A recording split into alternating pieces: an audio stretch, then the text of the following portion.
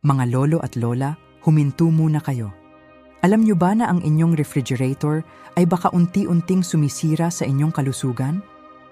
Hindi lang ito tungkol sa lasa, kundi sa mga chemical na nagbabago sa loob ng malamig na box na iyan.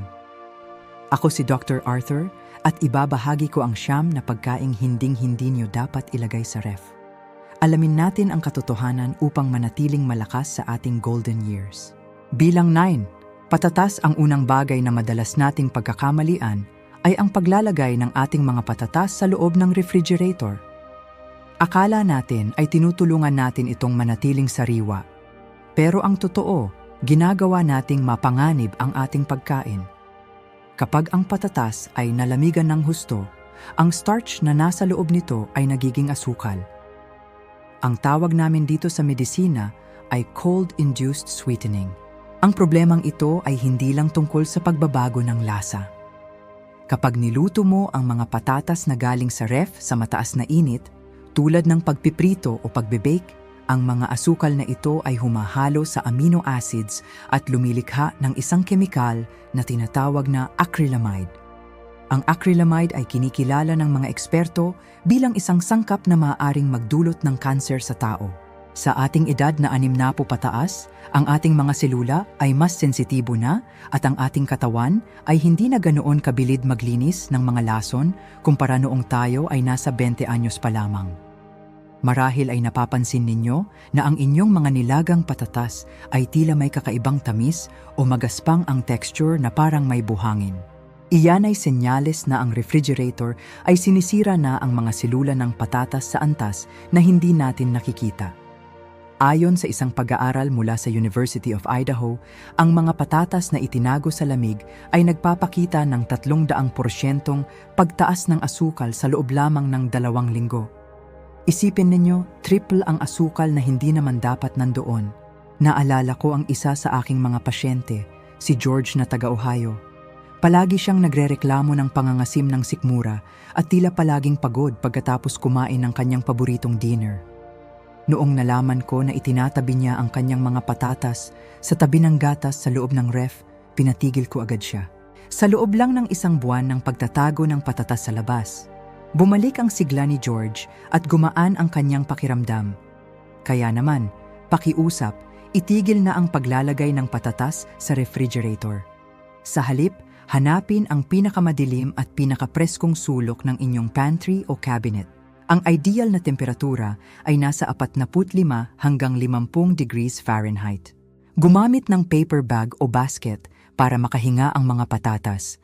At hinding-hindi dapat gumamit ng plastic bag dahil ito ang nagiging sanhi ng pagkabulok. At narito ang isang mahalagang paalala. Ilayo ang inyong mga patatas sa mga sibuyas ng kahit 3 talampakan. Ang dalawang ito ay naglalabas ng gas na nagpapabilis sa pagkabulok ng isa't isa. Kung may nakita kayong bahaging kulay berde sa patatas, huwag na itong kainin dahil iyon ay solanine, isang natural na lason na lumalabas kapag nasisikatan sila ng araw. Bilang 8, tinapay. Susunod sa ating listahan ay ang tinapay. Marami sa inyo ang nag-iisip na ang paglalagay ng tinapay sa refrigerator ay makakatulong para hindi ito magkaroon ng amag o mold. Pero ang totoo, ang refrigerator ay ang pinakamalaking kaaway ng lambot ng inyong tinapay. Ang lamig ay nagiging sanhi ng tinatawag na starch retrogradation. Ibig sabihin, ang mga molecule ng starch ay namumuo at inilalabas ang moisture o halumigmig ng tinapay, kaya ito ay mabilis na tumitigas.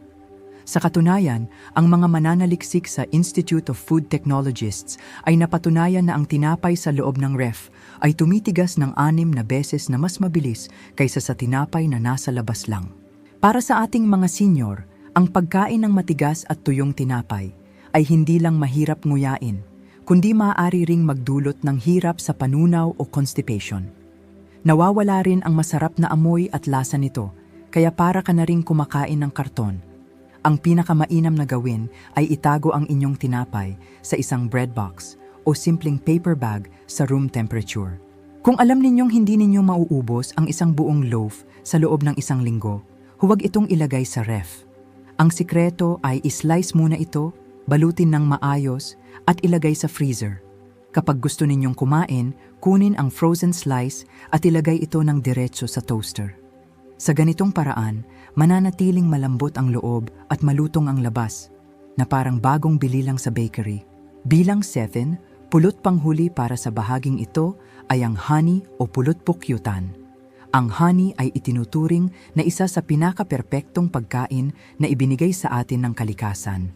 Alam niyo ba na ang mga arkeologo ay nakatagpo ng honey sa mga sinaunang libingan sa Egypt na mahigit 3,000 taon na ang tanda at hanggang ngayon ay pwede pa rin kainin? Ang honey ay hindi talaga napapanis, pero sinisira natin ito kapag inilalagay natin sa refrigerator. Ang malamig na temperatura ay nagiging sanhi ng crystallization.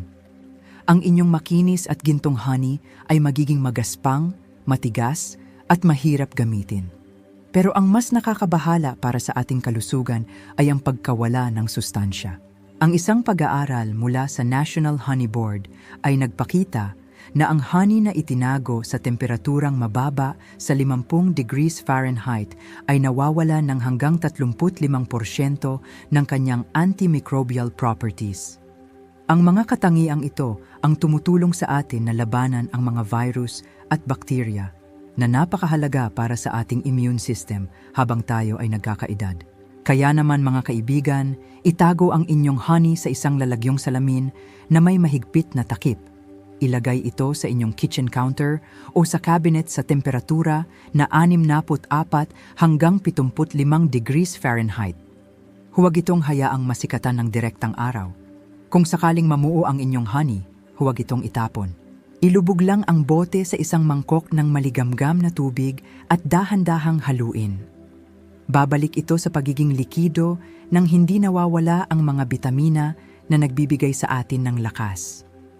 Tandaan, ang pagkain ng tama ay ang unang hakbang para sa isang mahaba at masayang buhay. Bilang 6, kape. Marami sa ating mga senior ang mahilig mag-imbak ng kape sa loob ng refrigerator dahil akala natin ay mananatili itong sariwa. Pero alam niyo ba na ang kape ay parang isang sponge o espongha? Ang bawat butil nito ay may maliliit na butas na humihigop ng amoy mula sa paligid nito. Kung mayroon kayong itinagong tirang pagkain, luma na keso, o hiwa ng sibuyas sa loob ng ref, asahan ninyo na hihigupin iyon ng inyong kape. Bukod sa amoy, ang moisture o halumigmig sa loob ng ref ay sumisira sa aromatic oils ng kape. Nawawala ang 60% ng bango at sustansya nito sa loob lamang ng isang linggo. Para sa atin na umaasa sa kape para maging gising ang isip sa umaga, ang pag-inom ng kape na galing sa ref ay isang malaking pagkakamali. Kapag nawala ang mga mahahalagang langis na ito, hindi na nabibigyan ng kape ang ating utak ng sapat na sigla. Maaaring maramdaman ninyo ang tila paglabo ng isip o brain fog sa umaga kahit nakainom na kayo ng kape. Iyon ay dahil ang iniinom ninyo ay wala ng sustansya. Naalala ko si Susan, isang pasyente ko sa Florida.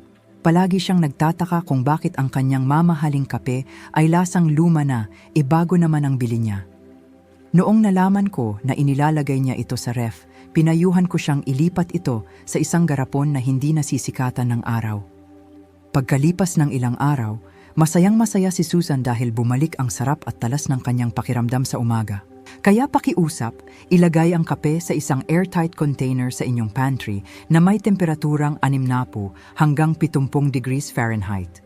Bilang Fimbi, bawang ang bawang naman ay isang silent disaster o tahimik na sakuna kapag inilagay sa loob ng refrigerator. Ang malamig at mamasamasang hangin sa loob ng ref ay nagiging sanhi ng mabilis na pagtubo ng mga usbong o sprouts na kulay berde. Ang mga usbong na ito ay mapait at maaaring magdulot ng sakit ng tiyan o hindi magandang panunaw para sa atin. Higit sa lahat, ang refrigerator ay nagpapabilis sa pagtubo ng amag o mold na naglalabas ng mycotoxins na masama sa ating katawan. Ang pinakamahalagang bahagi ng bawang ay ang alisin. Ito ang sangkap na nagbibigay proteksyon sa ating puso at tumutulong sa pag-iwas sa high blood pressure. Sa ating edad, ang pag-aalaga sa puso ay napakahalaga. Ngunit ayon sa pag-aaral ng UC Davis, ang bawang na nasa ref ay nawawalan ng 50% ng alisin nito sa loob lamang ng 10 araw. Para niyo na ring itinapon ang kalahati ng proteksyon para sa inyong puso. Isang kaibigan ko, si Bill, na may sakit sa puso, ang palaging gumagamit ng bawang na galing sa ref. Napansin niya na tila hindi bumubuti ang kanyang pakiramdam kahit anong dami ng bawang ang kainin niya. Noong inilabas namin ang bawang sa ref at inilagay sa isang simpleng basket na may hangin, bumuti ang kanyang kalusugan. Gamitin ang bawang na nakalagay sa isang mesh bag o basket kung saan makakahinga ito ng maayos. Sa ganitong paraan, ang isang buong bawang ay maaaring tumagal ng 6 na buwan. Kung mahalaga sa inyo ang inyong heart health, mangyaring mag-comment ng heart sa ibaba. Bilang 4, saging. Sino ba sa atin ang hindi mahilig sa saging? Ito ay malambot, matamis, at puno ng potassium na kailangan ng ating mga kalamnan. Pero narito ang isang katotohanan na madalas nating makalimutan. Ang saging ay isang prutas na nagmula sa mga mainit at tropikal na lugar. Wala silang likas na depensa laban sa matinding ginaw ng ating mga refrigerator. Kapag inilalagay ninyo ang saging sa loob ng ref, parang isinasailalim ninyo ang prutas na ito sa isang matinding paghihirap na tinatawag naming mga doktor na chilling injury. Ano nga ba ang nangyayari sa loob ng malamig na box na yon? Dahil dito, ang mga enzymes na dapat sana ay nagpapahinog sa prutas ay tumatagas at lumalabas, kaya naman ang saging ay mabilis na nangingitim at nagiging malata. Ngunit ang mas masakit na katotohanan para sa ating mga nakatatanda ay ang pagkawala ng nutrisyon. Ayon sa isang mahalagang pag-aaral mula sa Queensland Department of Agriculture, ang mga saging na itinago sa temperaturang mababa sa 56 na degrees Fahrenheit ay nawawala ng hanggang 80% ng kanilang vitamin C sa loob lamang ng 5 araw. Bakit ito napaka-importante para sa ating mga nasa golden years? Ang vitamin C ay hindi lamang para sa pag-iwas sa sipon. Ito ay ang ating pangunahing sandata upang mapanatili ang lakas ng ating immune system, ang kalusugan ng ating balat, at ang tibay ng ating mga ugat. Sa ating edad, ang ating katawan ay hindi na mabilis gumawa ng mga bagong nutrients. Kaya naman, bawat miligram ng vitamin C ay parang ginto na hindi natin dapat sayangin. Kapag ang saging ay nalamigan, tumitigil din ang paggawa nito ng mga antioxidants na lumalaban sa mga sakit. Ang itim na balat na nakikita ninyo ay isang hudyat. Naalala ko ang isa sa aking mga pasyente, si Lola Rose. Siya ay isang masayahing lola na mahilig mag-smoothie tuwing umaga para sa kanyang kalusugan. Ngunit napansin niya na tila palagi siyang mabilis mapagod at madaling magkaroon ng mga pasa sa balat na mga senyales ng kakulangan sa vitamin C.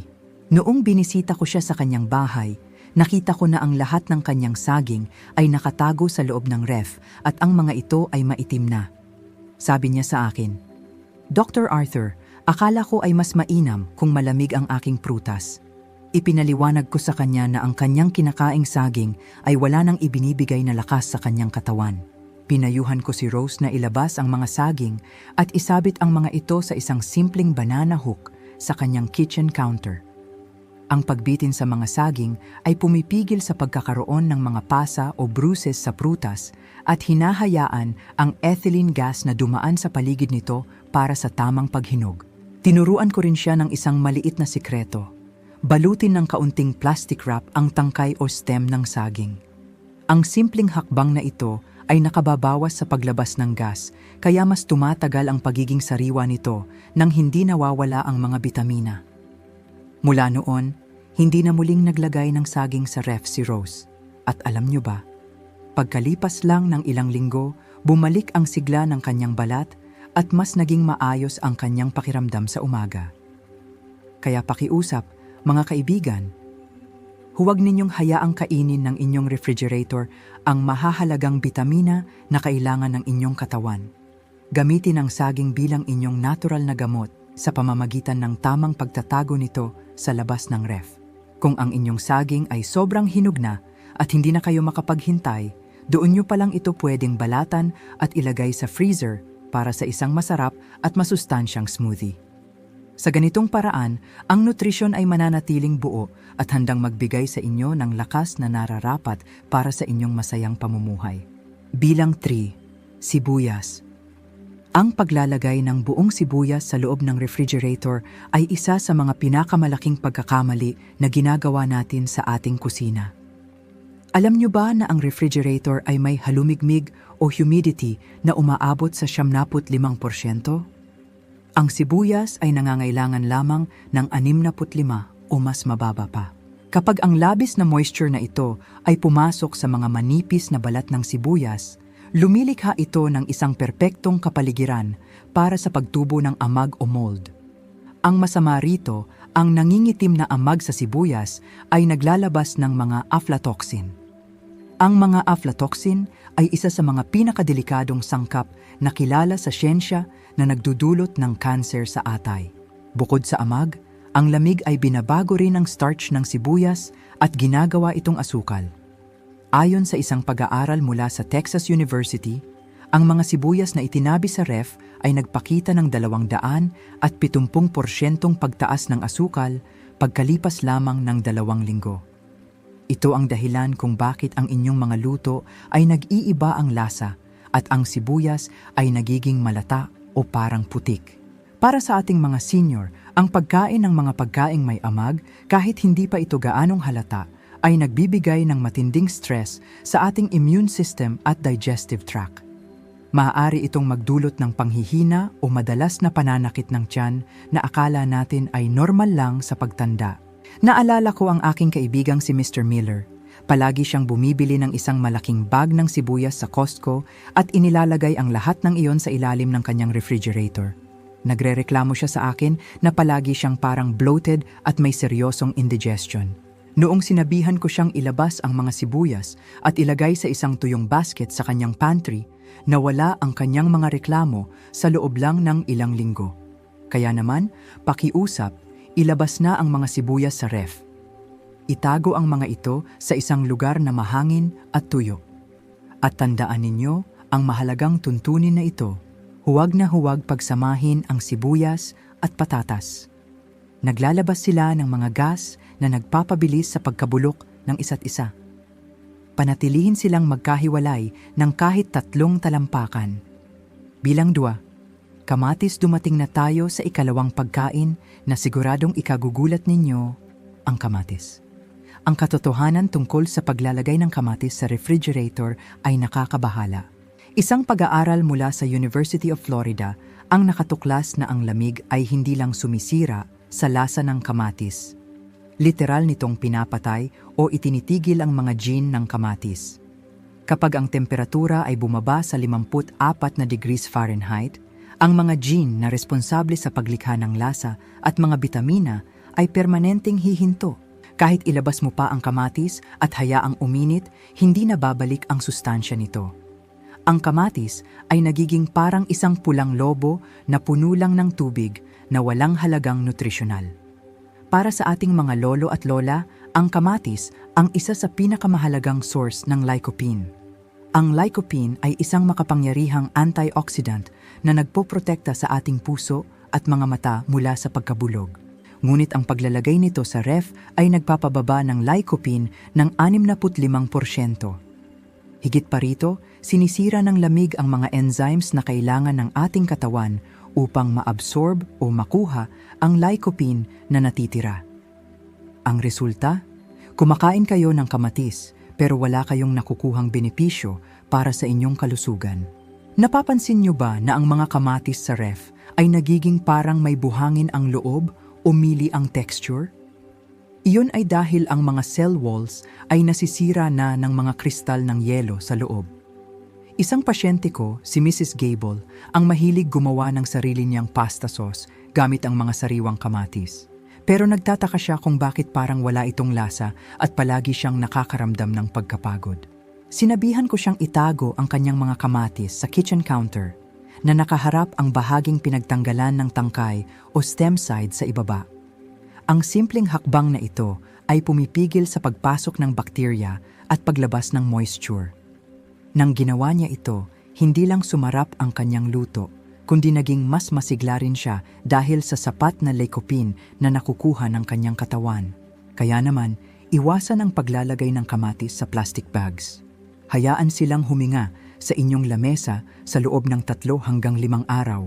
Bilang 1, avocado. Pinakamahalaga.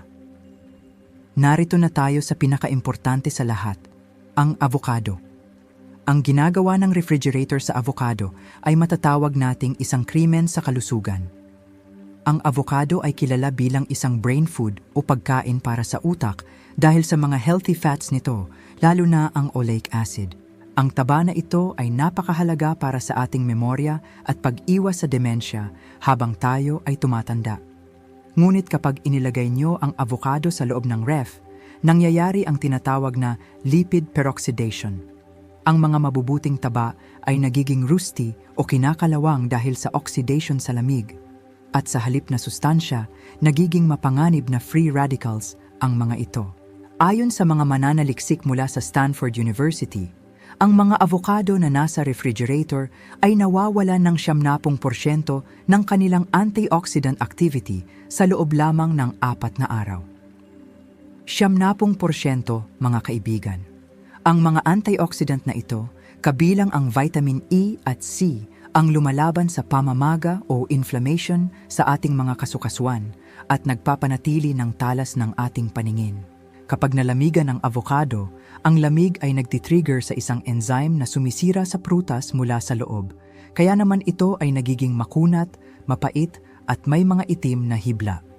Para tayong kumakain ng lason sa halip na gamot. Marahil ay nararamdaman ninyo ang madalas na pagkalimot o ang tinatawag nating brain fog. Ang pagkain ng avocado na galing sa ref ay hindi makakatulong sa inyong utak. Naalala ko si Mr. Thompson, isang retiradong guro na palaging kumakain ng avocado para sa kanyang memorya.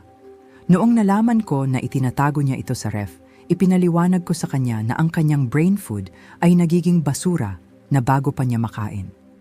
Sinimulan niyang palamigin lamang ang avocado kapag ito ay hinog na at kakainin na sa loob ng 1 araw. Sa loob ng maikling panahon, sinabi niya sa akin na mas gumaan ang kanyang pag-iisip at mas naging maayos ang kanyang pagtulog. Kaya ang payo ko sa inyo, panatilihin ang mga hindi pa hinog na avocado sa inyong counter sa temperaturang 65 hanggang 75 degrees Fahrenheit. Huwag silang ikulong sa loob ng bag. Kailangan nila ng hangin. Kung gusto ninyong pabilisin ang paghinog, ilagay sila sa isang paper bag kasama ang isang saging. At kapag nahiwa na ninyo ang avocado at may natira pa, iwanan ang buto sa loob, pahiran ng kaunting lemon juice ang ibabaw at itago sa isang airtight container kasama ang isang hiwa ng sibuyas. Ang sulfur mula sa sibuyas ay pipigil sa pangingitim nito nang hindi nasisira ang mga taba para sa inyong utak. Ang inyong katawan at ang inyong isipan ay pasasalamatan kayo sa simpleng pagbabagong ito. Kung nais ninyong manatiling matalas ang inyong pag-iisip, mangyaring mag-comment ng brain sa ibaba. Ingatan natin ang ating mga sarili dahil bawat sustansya ay mahalaga sa ating mga ginintuang taon. Mga kaibigan, ang maliliit na pagbabagong ito sa inyong kusina ay malaking tulong sa inyong puso at isipan. Huwag hayaang nakawin ng refrigerator ang inyong sustansya. Sa comment section, ipangako ninyo sa akin. Anong pagkain ang ilalabas nyo sa ref ngayon?